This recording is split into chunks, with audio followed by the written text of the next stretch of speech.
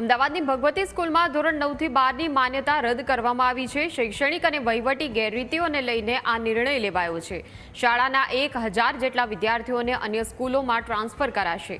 શાળામાં ફાજલ શિક્ષકોને પણ અન્ય શાળામાં ખાલી જગ્યા હશે ત્યાં મુકાશે। નિયમ વિરુદ્ધ ફી ઉઘરાવવાની ફરિયાદ બાદ આ કાર્યવાહી કરવામાં આવી છે। શિક્ષક ભરતી માટે ખોટી રીતે એનઓસી પણ મેળવાઈ હતી। શિક્ષણ બોર્ડે માન્યતા રદ કરવાનો આદેશ આપ્યો છે। અમદાવાદના કુબેરનગર વિસ્તારમાં આવેલી ભગવતી વિદ્યાલય લઘુમતી ગ્રાન્ટેડ શાળા છે।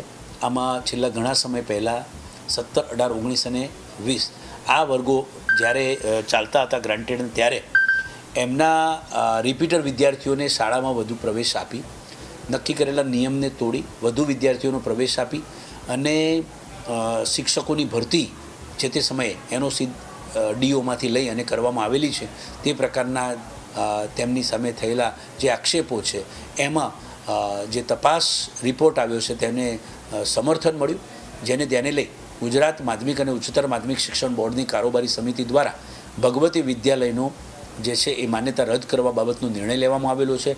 જે નિર્ણયને ધ્યાને લઈ તાત્કાલિક અસરથી અમને આ જે વિદ્યાર્થીઓ છે, જે 1000થી વધુ વિદ્યાર્થીઓ છે, તેમને નજીકની શાળાઓમાં શિફ્ટિંગ કરવા બાબતની કાર્યવાહી જે છે એ કરવા બાબતની સૂચના આપેલી છે।